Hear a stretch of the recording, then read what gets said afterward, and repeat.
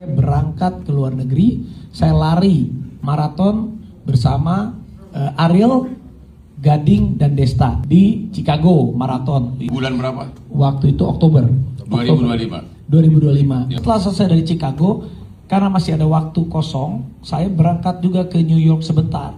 Saya mempromosikan teman-teman yang punya usaha di New York. Ada yang namanya Awang Kitchen, Indo Java, ada vlognya kok di Rans Entertainment. Setelah kegiatan itu selesai, kalian bisa lihat nanti di vlognya dan di fotonya, banyak teman-teman Indonesia ngajakin foto, ngajakin apa. Saya keluar dari Awang Kitchen, 1, 2, 3 toko di sebelahnya itu ada yang namanya, itu apa namanya? Blu-ray. Mereka panggil saya, Mas Raffi, Mas Ariel, Mas Gading, foto dong sama saya. Loh, ya sudah, kami foto. Di depan tokonya. Di depan tokonya. Tidak masuk ke dalam. Dia ngelihat, Mas Raffi boleh ngeliat nggak? Aduh, cuman waktu saya juga nggak terlalu banyak karena kami harus pergi lagi. Karena itu terakhir saat kita mau pergi. Beliau memperkenalkan diri, tapi saya nggak kenal. Lalu mereka bilang, Mas Raffi, perusahaan kami ini, Blu-ray ini kita bisa kirimin apapun itu, mau handphone, mau laptop, mau iPad, mau ini, mau itu. Oh iya kan ada handphone yang terbaru, nanti kalau dikirim bisa.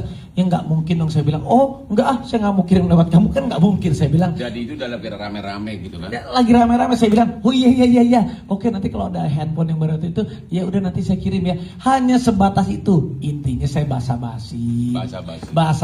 Baik, setelah itu saya pergi melanjutkan ke tempat yang lain, hanya sebatas itu. Sesudah itu tidak ada komunikasi lagi. Saya tidak ada nomor teleponnya mereka. Tidak pernah terima kiriman apapun. Tidak pernah terima kiriman apapun. Bahkan tidak.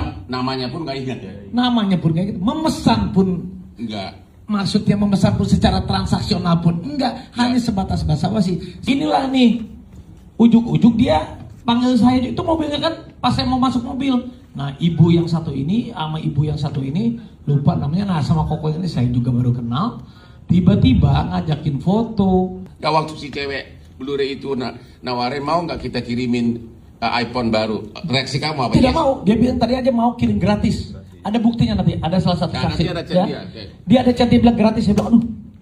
Dia ngomong ke saya, enggak, saya nggak usah, nggak mau, kalau gratis saya nggak mau, saya bilang gitu. Nanti aja, dia memang kalau pesan, iya udah, nanti kalau ada yang itu pesan, oke, saya hanya sebatas gitu aja loh bang. Dan selanjutnya tidak ada pemesan. Mereka pun tidak pernah kirim gratisan. Tidak pernah kirim gratisan. Dan pembicaraan sudah hilang, begitu selesai pulang udah selesai. Tidak ada komunikasi lagi. Vina ini kerja di salah satu toko kue bakery terbaik di dunia, namanya apa? Dan dia alhamdulillah bisa kerja di New York di toko itu. Lalu Vina karena kontrak kerjanya habis dan lain-lain, dia harus pulang. Nah alhamdulillahnya juga ternyata Vina itu, kamu tinggal di mana? Aku sewa di tempatnya Cilili. Cilili itu ternyata yang Orang Blu-ray. Bukannya punya, dia cuman nyalurin sewa-sewa. yang ada foto sama aku itu. Iya. Nah salah satu itu yang 2 orang itu ada yang namanya Cilili. Sesudah heboh, dalam minggu ini dia chat kamu. Bilang apa dia? Itu kayak kasihan Raffi. Terus aku kan awalnya aku nggak tahu kenapa Ci gitu. Dia yang foto di depan Blu-ray itu jadi kasus. Padahal dia itu nggak masuk, cuman foto aja di depannya. Terus yang soal iPhone ada nggak, bukan? Padahal dia ditawarin gratis nggak mau. Ah itu, itu artinya kirim juga enggak, beli juga enggak, ditawarin gratis juga nggak mau. Jadi mungkin tiba-tiba beberapa waktu kemudian di tahun 2026 OTT lah Blu-ray ini di mana, daerah mana? Di Lampung, Pak. Di Lampung. Dan mungkin ada chattingan antara orang-orang intern mereka di sini dengan biro jasa untuk meyakinkan biro jasa yang mengurus import. Nanti ada loh pesanan dari Raffi di sana katanya. Itu pun orang yang di Indonesia namanya Johannes. Itulah yang bikin heboh. Dia ngomong karena chattingnya dia mungkin dibongkar sama penyidik. Itulah ditanyakan di persidangan dan ditanyakan apa adanya. Memang saya chatting begitu di Indonesia. Tapi dia kenal Raffi juga enggak, hubungan juga enggak. Kenal. Habis itu kemarin dicabut lagi, nggak ada. Jadi intinya, pertama dia tidak pernah pesan. Ini hanya basa-basi selebriti ketemu fansnya. Jadi Gading mau bersaksi. Dia ada Gading Martin. Oh, Igu Gading. Nih Gading, lu kan ada di situ, Ding. Nah, Tuh. Bener kan Ding? Coba gimana Ding? Kita di Amerika bareng bertugas. Kita makan makanan Indonesia di Awang Kitchen di seberangnya. Ya lalu udah kita ke sebelahnya nih. Oke, terus? Begitu kita ke sebelahnya Indojaya, ada orang-orang dari sebelah memang minta foto. Minta foto, habis minta foto ya. Masa kita orang minta foto orang Indonesia, masa kita nggak kasih sih? Ya iyalah, kita basa-basi segala macam. Terus kalau kita masukin barang ke Indonesia, kalau misalnya mau masukin barang bisa kayak kita, iya, kan kita begitu, iya. Tapi kan kita tindak lanjutin kita pesan apa enggak kan nggak jadi atau apa gimana?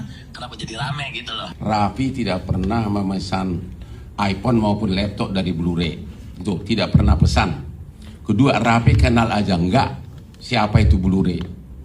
Ya, hanya kebetulan berkunjung ke restoran Awang Kitchen di Amerika, di sampingnya ada Blu-ray.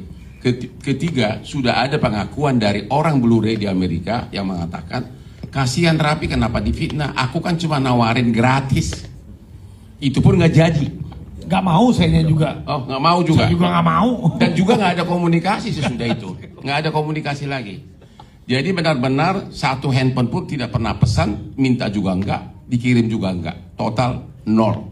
Artinya tidak ada kaitan apapun Raffi peranannya dengan tangkap tangan Blu-ray yang tertangkap tangan dalam memasukkan barang import ke Indonesia. Semua adalah fitnah dan disebarluaskan, diperbesar oleh orang-orang yang sakit jiwa dan dendam politik.